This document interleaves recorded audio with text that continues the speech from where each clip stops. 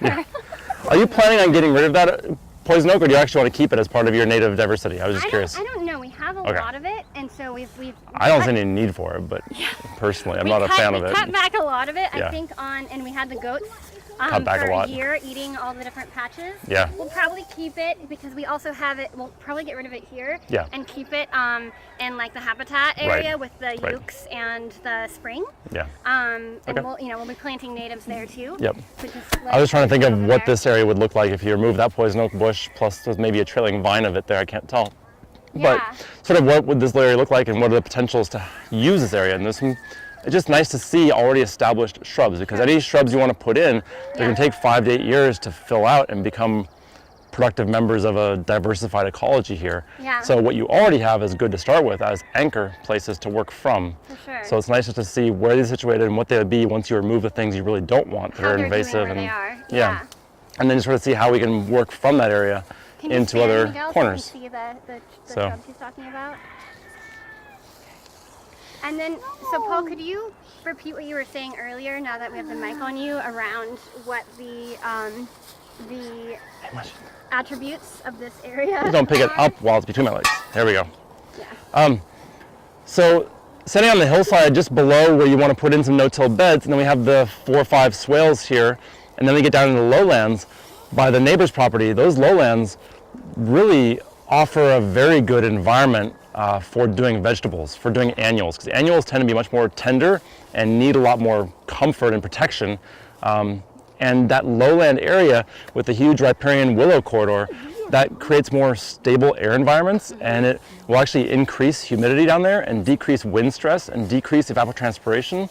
So you'll be able to maintain better water moisture levels in the soil. Plus it actually collects all of the water coming down the hills from all of your perennials you've been watering. So any water goes down there, so you end up with a more moist, rich, healthy, protected environment naturally just by the space that you have. And so that could be a very excellent place in the future to have your mind on doing no-till vegetable down there. Yeah. And therefore, before you do any infrastructure projects in that area, definitely keep that in mind as probably a plan A for extra no-till beds after you get through with this area here. Plus, there's always the option if you have down low and you have up high above the swales. So the other part of this actually is that if you have this low-lying area by the riparian willow corridor, and you also have your initial area you want to establish that's up high above the swales, then what that offers you is 2 different types of growing areas for your annuals. Because annuals definitely, there's a lot of diversity in the annuals you can grow, and therefore there's a lot of diversity you might want in the land areas you grow them in. So having a hot, dry place up on the knoll could be ideal for your summer tropical crops, peppers, eggplant, tomatoes, etc. And then your lower land area could be great to try to survive some cauliflowers, broccolis, kales over summer.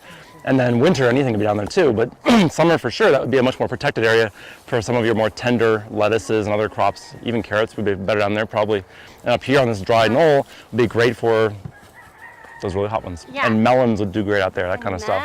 Although they want the wind protection, is the only issue. They want wind protection, so they could be on the back side of the slope a little bit, up on high, but a little bit on the back side, so you have higher stuff out in front, and somehow just sort of plant them according to where they might get a little bit of a wind protection. Yeah. So, and you can always do things like shade cloth and fabric too to give the wind protection. But Yeah.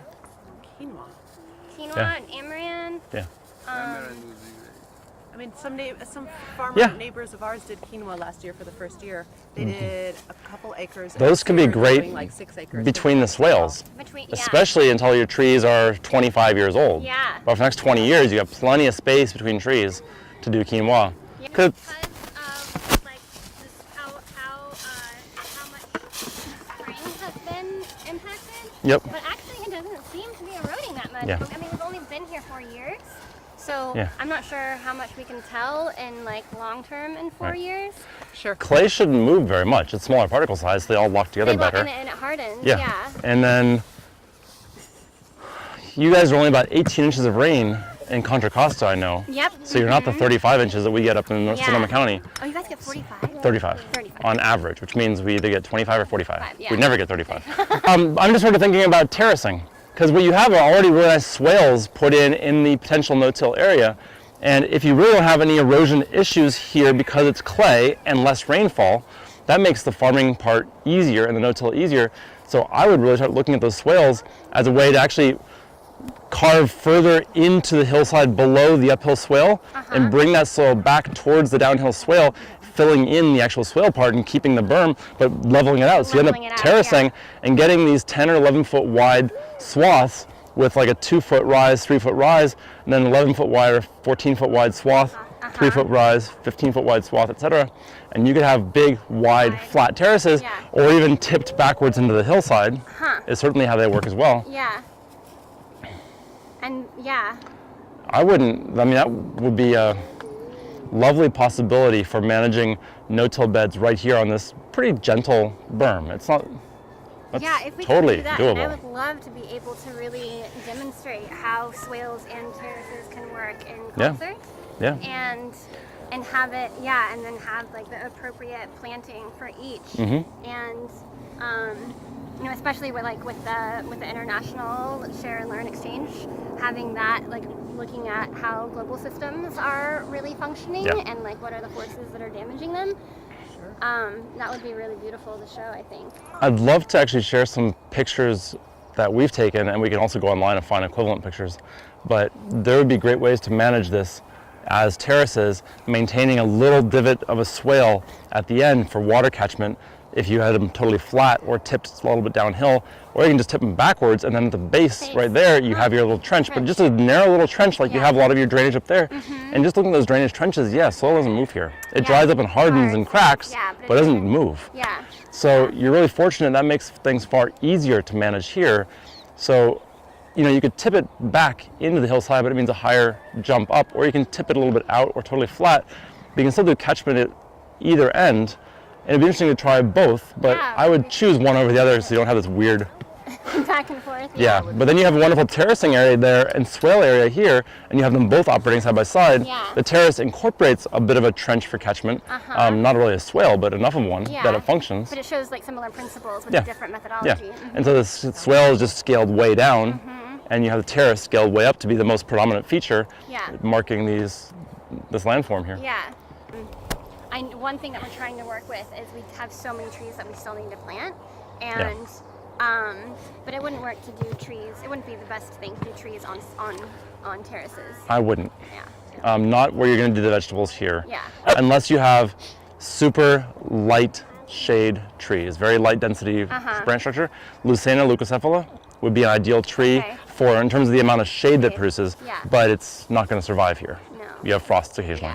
I'm sure. I'm assuming. I mean, little, but once in a while, it dips. Especially like if we start doing seed production, to have a focus on herbs and just medicinal crops and nutrient dense crops, and looking at also how we can create some locally habituated land races, essentially, that in partnership with some of our global partners and farmers, and be able to kind of regenerate and restore climate resilience with diversity, and looking at from a nutrient perspective, like the full spectrum of nutrients.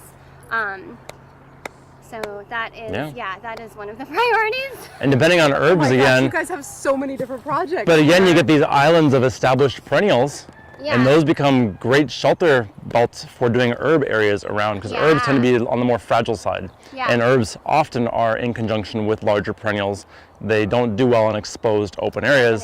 They're very small themselves, so they do great mixed in with perennials on the edges of forests. So having your forest, even if it's 5 bushes, is an edge and a lot of edge, so it helps create that stability in the ambient environment and the air masses and the moisture, just to give that protection. So that's a really great point. And then they won't have the pest issues right up against that, like the bird issues. And they need no-till beds further out here. But it's certainly, I mean, you've already got a line of trees on the west side of this no-till area. There too, where the goats are. Like, you know, we're trying to get the poison oak out of there, but we want to keep some of the live oak and the California oak. And so these little corridors for. And the wind, I assume, is predominantly a west wind. It is predominantly a west wind. And since you've already got trees along that fence line, from the ocean, you got trees along the fence line, but we can certainly, on the inside of the roadway, you can certainly do a whole nother line of trees again. And then we'd have to look at these landforms once the grasses are out to really see, in terms of terracing and beds, if there's room for additional shrubs of any kind in this area. And it would be lovely to maybe every second terrace, when it jumps up, Yeah. have a wider initial space before the beds begin, and that wider space could be for something like pomegranates or something that's more shrubby. But something that you can, pomegranates can be managed to be a tree or a shrub. You can really modify. So having, so creating occasional hedgerows of productive fruits could always be an awesome solution. Yeah. You think you would keep the oak here? These oaks? Yeah. Sort of too soon to tell is what I would guess. You know, Keep them for now. I'd keep them because honestly, the biggest reason for my thinking immediately, I mean, first of all, birds will perch there, which is kind of nice because birds come out in your fields. Yeah. But honestly, the biggest reason is just employee morale on a hot day having to work out here. You just want to have something to feel next to you that isn't made out of metal and plastic. When you've got all sorts of other beautiful things, then maybe take them out. Right. At that point, they'll be too big. But God, it's just like, just knowing that there's something here, like I just can feel the fact there's shade, and my body says, oh, I'm relaxed already. Versus just out in the hot sun all day, it's like, that's just, it bakes you. Yeah. So just, you don't have to be in the shade, just knowing that it's there. Knowing it's there as an option to go Psychologically. And if it's employee morale, then you've also got birds that are doing the same thing. Insects, everything. Yeah, everything appreciates having that there until the rest of it fills in, and then you can start picking and choosing what you keep. No, beautiful, because there's a lot of options from what is already here. It's nice. We had a lot less stuff established on our farm when we got there. It was all meadow. Really? Yeah, there was one bush in the entire farm of meadows, just one bush. Yeah, it was one coyote bush that big when we first got there. That's it, one coyote bush. His wife, he 8 acres. had a little herb garden that had all sorts of perennials in it, and he was like, no, I need to turn around my tractor, I can't have trees. So he allowed for, and he put in trees along the edges of the fence lines. But the whole middle section had one coyote bush, one terracing with your tractor that you've got. And put in 3 beds on that terrace or something like that, and take a look at it and get that up and running. And then once that's running, you can start moving to the next beds. But that's gonna, I mean, 3 beds that are 120 feet, 140 feet, that's a lot of food. Actually, it's a lot of food. Our very first farm was only that big, one terrace. So, you know.